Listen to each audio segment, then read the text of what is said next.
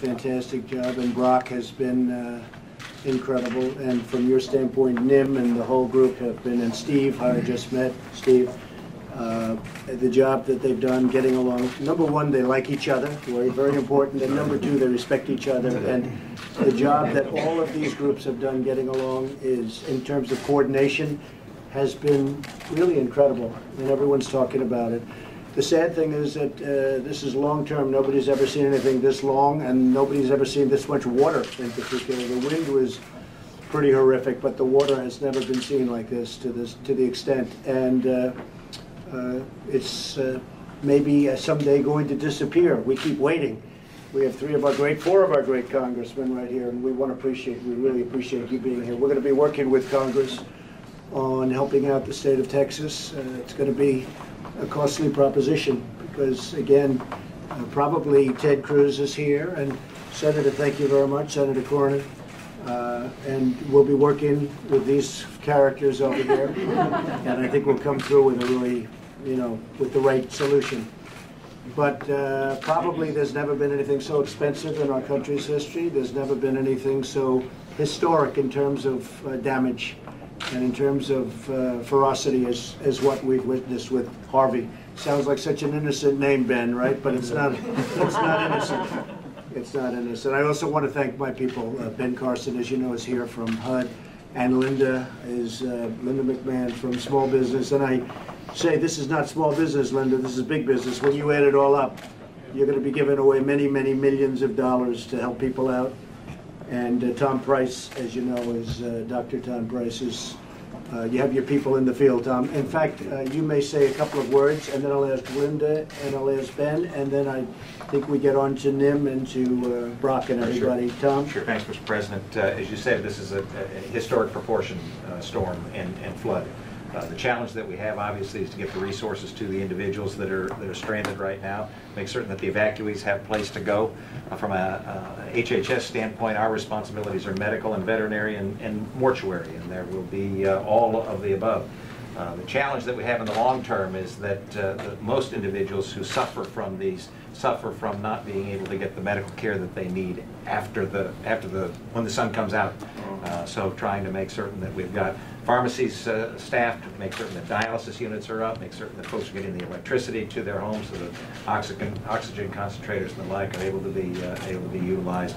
And then just chronic disease, making certain that folks can get to their doctor when they aren't in their hometown and get the treatment that they need. So but we're staffed up, ready to go. We've got 4 federal medical stations that two are up and running, and 2 on the way, and we've got another 4 or 5 that are stationed beyond after that, depending on where folks need big service. Yes, yeah, 250 beds apiece. So yeah. So thank you very much. We're here for you. Thank you, Tom. Linda?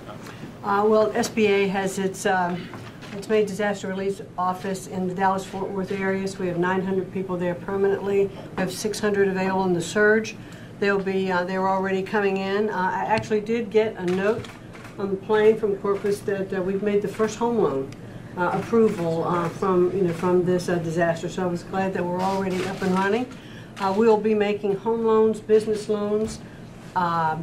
We'll be making loans for those folks who have lost income, and also the opportunity to replace plant, property and equipment and inventories. So we're up, ready to go. Thank you very much. And Ben Carson from HUD. Well, thank you, Mr. President.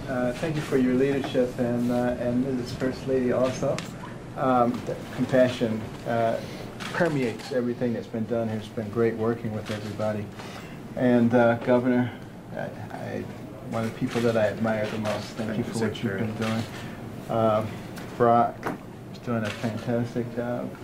And Elaine, everybody that we've been working with is fantastic. And what we've been trying to do is make sure that we go from the phase of rescue and reaction to the phase of recovery in a smooth transition.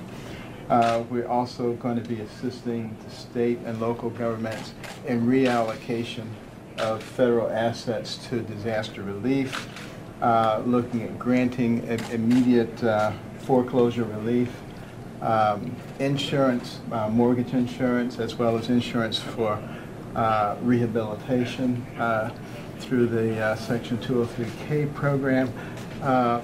Section 108 loan guarantees for infrastructure, for economic development, and for a host of things, and also disseminating information, which is so critical. You know, the masses frequently become confused.